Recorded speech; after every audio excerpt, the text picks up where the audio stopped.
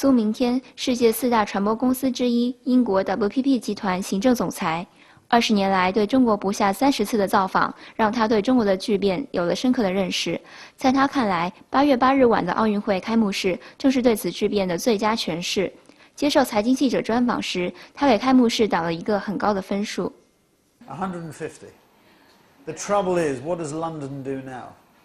Yeah, people are wondering. There was a rumor running around that we decided to cancel London or invite the Chinese to come and do it in London.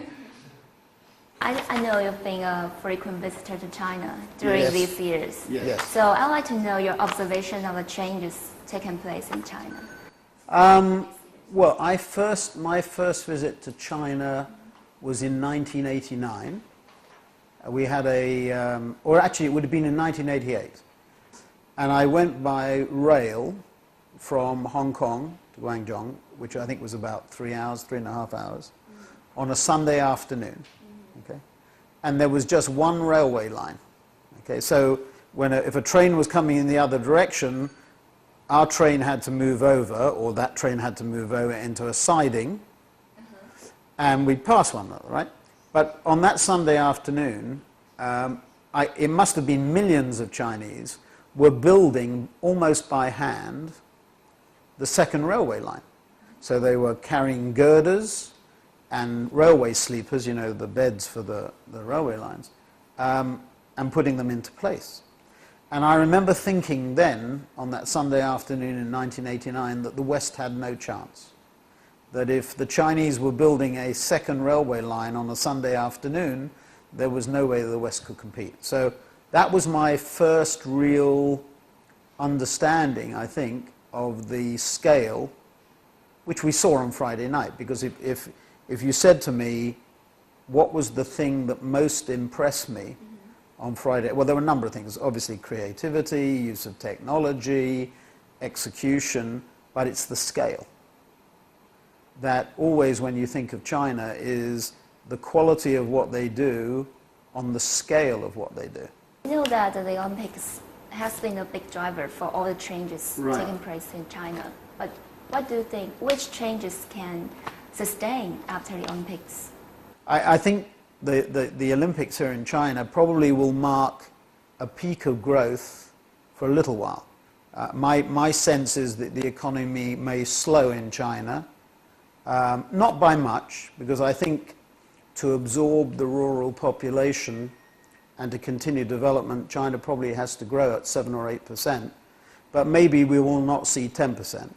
And from our point of view, I welcome that, because I rather hope that China will slow a bit so our competition will go away and then they'll leave everything for us. If the economy slows a little bit, we will invest more heavily, because we're long-term bulls on China. We believe very, very much in the growth and potential of China, even beyond where it's got to already. Even if China slows, let's say to 7 or 8%, our business will probably grow at double the GNP rate, because China is under-advertised, it's under-branded.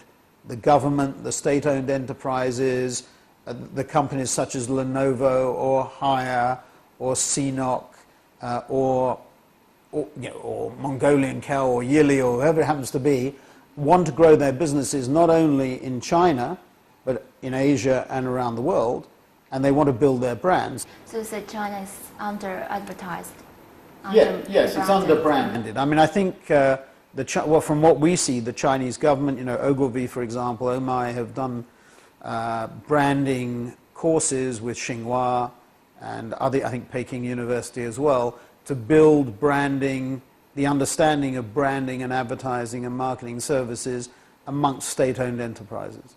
But you know, you see it even in the efforts of Beijing around 2008 and the Olympics. You know, the branding of Beijing. I mean, if you think about what happened on Friday night and the billions of people around the world who saw the opening ceremony and who the impression that will be left, because I think a lot of people who watched it on television found it even more impactful than if you were sitting in the stadium. But I think the impact that it had on television, on the internet, because the digital communication, you know, one of our companies, Schematic, did the website for NBC, for example, the impact that that has had, I mean, I can't remember the number of hits they told me at NBC last night there had been on the opening day, but it's colossal, and it surpasses, I think it was 17 million, but it surpasses anything that we've seen in terms of an internet phenomenon. But what are the challenges investing in China? To be very blunt about it is, you know, if you're a foreigner in a foreign land, that often is a disadvantage. Making sure we have the best people is the critical issue. Making sure we have the best local people is the critical issue. So I think that's the biggest issue for us investing, whether it be in China or in India or not, getting the very best people and making sure, I shouldn't use this word, but making sure we monopolize or dominate the talent in our industry. That's the critical issue. I wouldn't say China is easy, but I would say it's relatively easy, right? And that our growth and development here may be because of the size, maybe because of the variety of the markets. I think our US competitors are still US-centric. And I think the world has changed. And again, Friday night is a good example of that change. And for anybody who hasn't woken up, it's a wake-up call. 苏明天认为，广告业增长潜力最大的市场在中国。他强调，全世界都应该认识到中国的改变。财经记者在北京为您报道。